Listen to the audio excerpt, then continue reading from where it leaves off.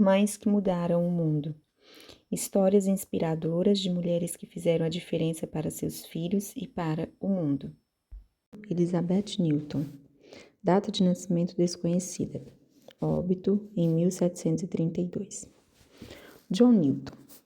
Uma mulher piedosa que morreu de tuberculose 13 dias depois do aniversário de 7 anos do filho John. Como se soubesse que não viveria para ver seu único filho, John, chegar à idade adulta, a frágil Elizabeth Newton dedicou sua curta vida à educação dele, orando fervorosamente para que um dia ele se tornasse ministro do Evangelho. Aos 4 anos de idade, graças a um método de ensino criado pela mãe, John Newton já conseguia ler a Bíblia e recitar hinos escritos por Isaac Watts. De mãos dadas, os dois com frequência iam à Igreja Independente, Congregacional, de Londres, um grupo derivado dos puritanos. Ao despeito do profundo amor e lealdade que nutria pelo filho, Elizabeth finalmente deixou de se agarrar à vida e morreu logo depois do 7º aniversário de John. E, com a sua morte, a formação espiritual dele foi interrompida. Seu pai, um capitão da marinha, logo depois se casou de novo e John foi enviado para um internato, onde se destacou como estudante.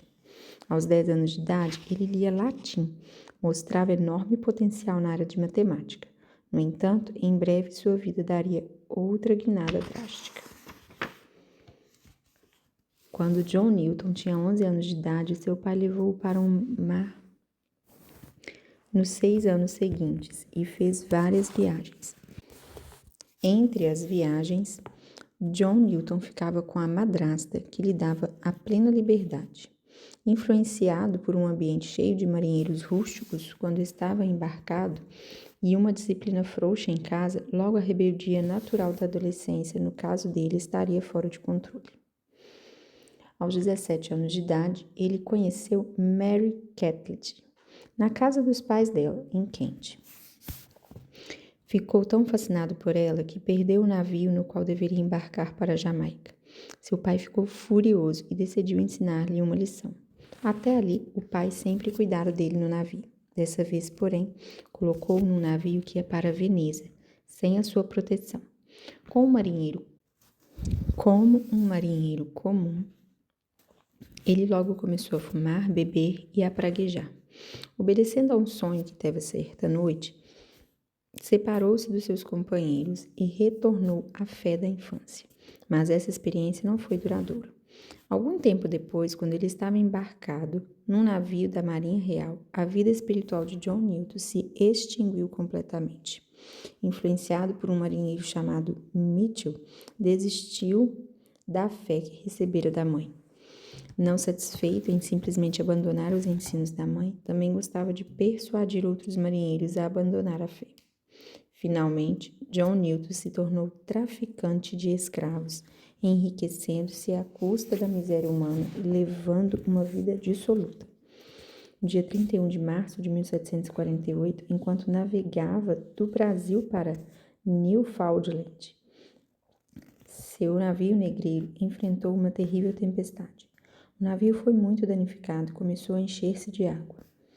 Abre aspas. Amarrado ao navio para não ser arrastado. Fecha aspas. Newton, abre aspas, lutou durante a noite toda bombeando água, até que foi chamado para pilotar a embarcação. Durante todo o tempo da tempestade, ele fez uma revisão de sua vida. Sua antiga profissão de fé, as extraordinárias mudanças dos últimos eventos, as advertências e livramentos que experimentara, suas conversas imorais e a forma como zombava do Evangelho. Fecha aspas. A princípio, por causa dos seus muitos pecados, Newton achou que era indigno de ser salvo pela graça de Deus. A tempestade piorou, as ondas varriam o convés. Finalmente, Newton balbuciou uma pequena oração, a primeira depois de muitos anos. Mais tarde, ele diria que aquela foi, abre aspas, a hora em que ele creu pela primeira vez, fecha aspas. Uma linha que depois usaria a escrever a seu favor o hino Amazing Grace, Maravilhosa Graça. Quando chegaram em segurança a uma ilha, Newton desceu rapidamente do navio e se ajoelhou entre as palmeiras, devolvendo sua vida a Deus. Daquele momento em diante, ele jamais abandonou a fé. Algum tempo depois, quando sofria de febre alta, pediu a Deus que o ajudasse a compreender melhor a fé cristã e a abandonar o tráfico de escravos. Deus ouviu sua oração e enviou ao seu encontro um amigo cristão, cujas palavras inflamaram seu coração.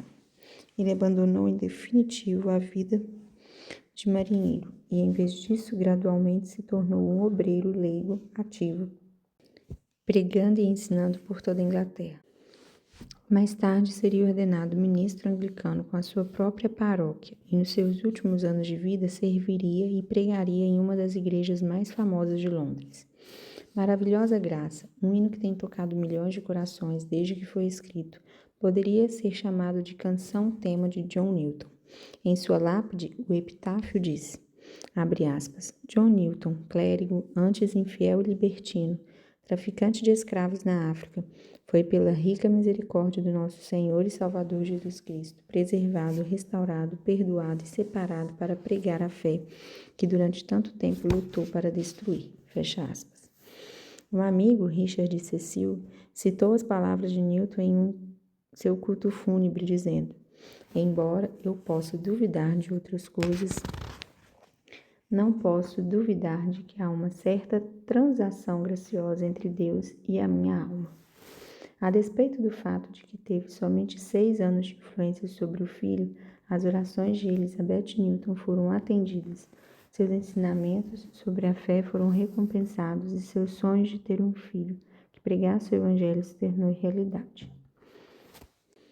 Não importa quão breve seja a influência de uma mãe piedosa, não pode ser esquecida. Pela graça de Deus, sou o que sou, e sua graça que me foi concedida não se tornou vã. Antes, trabalhei muito mais do que todos eles, todavia, não eu, mas a graça de Deus comigo. 1 Coríntios, capítulo 15, versículo 10. Mães que influenciam o mundo permitem que seus filhos as ouçam cantando as canções de sua fé.